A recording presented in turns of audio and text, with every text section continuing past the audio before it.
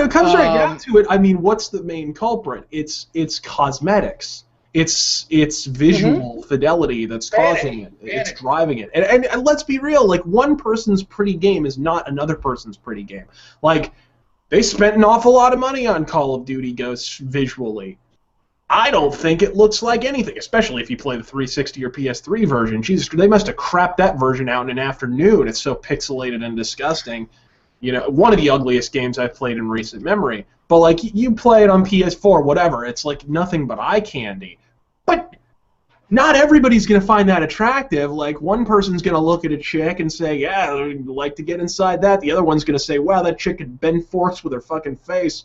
You know what I mean? It's never the same for two people. It's a completely pointless gesture. You're basically just jerking yourself off so you can pretend that you're moving forward, because you cannot innovate in terms of gameplay, so you're just innovating in terms of visuals. But driving up these development costs like crazy.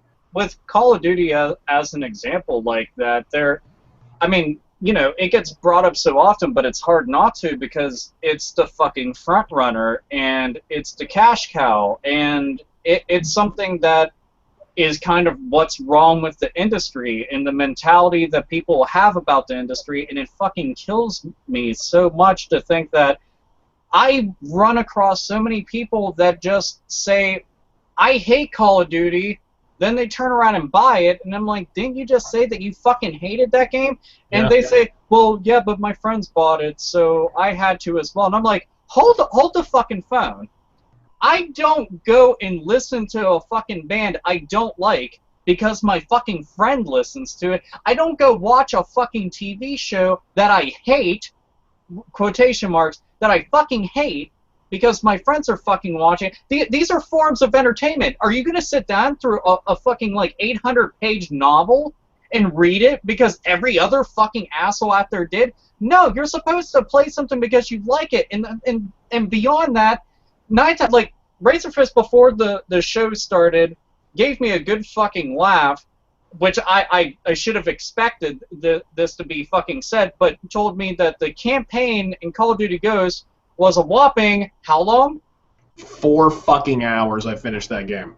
4 fucking hours, that's it. And the bad part about it is that 4 hour, he's the fucking minority. He is at 0.5% of the entire fucking group of people who bought that fucking game, because everybody goes directly into multiplayer. Like, they ought to just make the game download only and fucking leave it at that, because nobody buys the game for it to be a game. They go on there to fucking jerk off over the stats that they fucking have, and if the game isn't the most visually appealing, most quote-unquote realistic looking shit ever, and guess what, asshole? All you fuckers out there that think that your game looks so fucking realistic doesn't look realistic within months of that game's release. It suddenly looks dated as shit, and that's the only frankly, thing. Like, it looks dated. It's gonna look dated in a couple months, anyways, just because of all the stupid visual tropes they use. You know, the fucking man. If I see one more linear lens flare in a fucking game, am I right?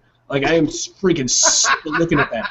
I love the lens flare. It's like, am I a camera? Am I a fucking TV screen? Why is this happening? Yeah, like that's a flaw in a camera lens. Do you understand this doesn't happen? Yeah, it's not even a real camera. Like, what in the, like, I get it. Beauty is in the eye and the head up the ass of the beholder, but can we fucking stop this bullshit? It happens in every game. It was in Splinter Cell Blacklist, like, everywhere. I couldn't believe, like, this game was wallpapered with fucking linear lens flares.